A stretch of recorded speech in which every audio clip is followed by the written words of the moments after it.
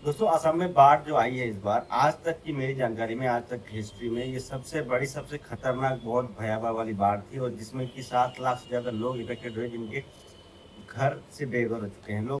70 से अधिक लोग जो है अपनी जान गंवा चुके हैं। दोस्तों ये किस लिए हुआ और कैसे हुआ, ये थोड़ा सा मैं आप लोग को बताना चाहता हूँ, जो कि सच है। क्योंकि इस तरह का बाढ़, इतनी भयावह स्थिति, मतलब 1 2 3 4 डिस्ट्रिक्ट, असम के 4 डिस्ट्रिक्ट डूब गए हैं इसके अंदर, और लाखों लोग घर से बेघर होने का कारण गड़बड़ी जी। अब गड़बड़ी जी कैसे हो गए? तो गड़बड़ी जी बना रहे हैं हाईवे। गड़बड़ी जी ने हाईवे बनाने के लिए जगह जगह से मिट्टी खोदी आप है। बोलोगे कि जमीन क्यों खोद रहे हैं? अरे भाई, इतना सारा नेशनल हाईवेज यहाँ पे बन रहे हैं हमारे इथेनॉल मिनिस्टर के कृपा दृष्टि से, तो वहीं पे क्या होता है, उसका जो हार्ड सरफेस है उठा लेते हैं।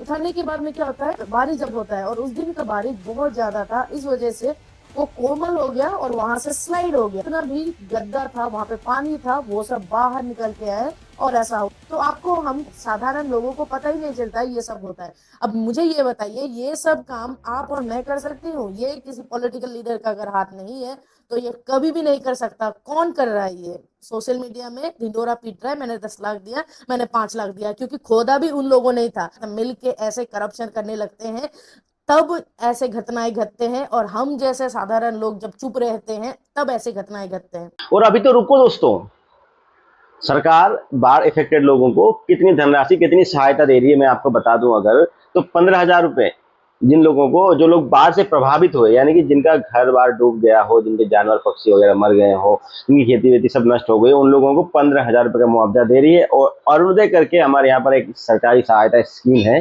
जो कि महिला को मिलता है हमारे यहाँ की। तो उनको मिलेगा 2500 रुपए, जो कि 1,000 रुपए हुआ करता था पहले। साधारण लोगों के लिए जो इफेक्टेड नहीं है, जो अदर डिस्ट्रिक्ट के हैं, उन लोगों को तो 1,000 ही मिलेंगे। 2500 रुपए इन लोगों को दिए जाएंगे, जो कि जिन बाढ़ से इफेक्टेड हैं, और 15,000 रुपए उनको सहायता राशि। और जो महीने महीने जो सहायता राशि सरकार दे रही थी पहले अरुणोदय के नाम पे, वो 1500 से 1,000 से बढ़ाकर 2500 किया जा रहा है, यानी 1500 रुपए और बढ़ा के दिया जाएगा। बताओ, मतलब जिसका घर बार डूब गया, जिसके पशु जानवर, जिसके सारी खेती बाड़ी, सारा जीवन उसका नष्ट हो चुका, सिर्फ इंसान ही जिंदा बचे हों, उन लोगों को ये स्कीम है। ठीक है। और जो इंसान अपनी जान गंवा चुके हैं, लगभग 70 से 100 लोग, जहां तक मेरी जानकारी है, इसमें अपनी जान गंवा चुके हैं, और उनको पता है क्या मिलेगा? 9 लाख रुपए। हाँ, 9 लाख रुपए। इसमें से 5 लाख रुपए राज्य सरकार और 4 लाख रुपए केंद्र सरकार दे रही है।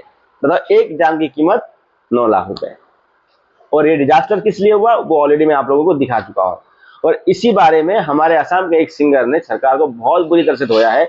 और इसकी ना बहुत बड़ी एक वजह भी है कि अभी पीछे लास्ट ईयर हमारे जुबिन दा को इन लोगों ने, मैं सीधी भाषा में बोला जाऊं तो, उस दिन के रास्ते का एक कांटा थे जुबिन दा, इसीलिए उनको रास्ते से हटा दिया गया।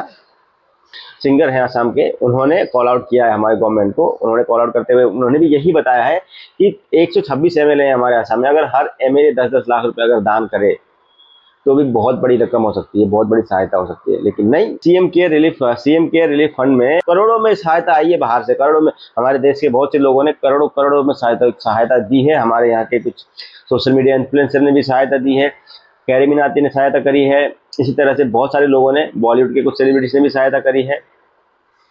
तो उन्हीं पैसों को ये लोग जाके वहां पे उनको दे देंगे। अपनी तरफ से हमारे असम के जो नेता हैं, मंत्री, एमएलए हैं, ये अपनी तरफ से इन्होंने अभी तक ऐसा कोई घोषणा नहीं करी कि हम अपनी तरफ से इतना दे रहे हैं।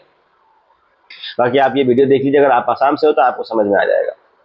চোৰ এটাক চোৰ বুলি ক'লে যেনেকৈ হঠাৎ জাঙুৰ খাই উঠে, আপোনালোকে দেখোন তেনেকুৱা বিহেভ কৰিছে। মই আৰু নতুন জেনেৰেশ্যনৰ গোটেই ইণ্ডিয়া আৰ্টিষ্টখিনি মিলি ইনষ্টাগ্ৰামত 4 ঘণ্টাৰ লাইভ অনুষ্ঠান পাতি বলিউডৰ পৰাও 4-5 জন আৰ্টিষ্ট আনি সকলোৰে পৰা ডনেশ্যন লৈ আমি নিজৰ দায়িত্বখিনি কৰাৰ পিছতহে আনক সমালোচনা কৰিছো। চিএম ৰিলিফ ফাণ্ডতটো আপোনালোকে প্ৰত্যেকে ক'ব পাৰিলেহেঁতেন 126 জন এমএলএ বোলে 10 লাখকে টকা দিলে, তাৰ পিছত বোলে ইমানখিনি পইচা হ'ল, মুখ্যমন্ত্ৰীয়ে কৈছে যে আমি নিজে দিয়াৰ পিছত ইমান কোটি টকা হৈছে, এতিয়া আমাৰ লগত কোনোবাই জইন কৰিলে কৰিব পাৰে, তেনেকৈহে ক'ব লাগে। আপোনালোকে নিজে কি কৰিছে ৰাইজে দেখি আছে। কালি এজন এমএলএ, মই নাম কম নেকি, কালি 10,000 মানুহক ভাত খুৱাম বুলি গোটেই দিনটো ভোকত ৰাখিলে। ভোকত ৰাখি তেওঁ আবেলি গৈছে, আবেলি যোৱাৰ পিছত গৈ তাত গৈ শ্বুটিং কৰিবলৈ লাগিছে, কেমেৰা লৈ গৈছে, তাৰপিছত ৰাইজে পহু খেদা দিছে। মুখ্যমন্ত্ৰী পুঁজিত আপোনালোকে বেছি পইচা দিব পৰা আৰু বহুত ৰিজন আছে। আপোনালোকে 5 বছৰ কাৰ্যকালৰ পিছত আপোনালোকে গোটেই জীৱনটো পেঞ্চন পায়, আৰু আজিকালি ল'ৰা ছোৱালীয়ে গোটেই জীৱনটো চাকৰি কৰিও পেঞ্চন নাপায়। আৰু ৰাইজে বিপদৰ সময়ত জুবিন দাৰ ওচৰলৈ কিয় দৌৰ মাৰিব লগা হৈছিল? কাৰণ মুখ্যমন্ত্ৰী ৰিলিফ ফাণ্ডৰ পৰা তেওঁলোকে একো সহায় কেতিয়াও নাপায়। যে বানপানী ক্লাউড বাৰ্ষ্টৰ কাৰণে হৈছে, ক্লাউড বাৰ্ষ্টৰ কাৰণে নাই হোৱা বুলিতো নাগালেণ্ডে কৈ দিলে। এতিয়া কি কাৰণে হৈছে? অবৈধ কয়লা খননৰ কাৰণে হৈছে, গছ কটাৰ কাৰণে হৈছে,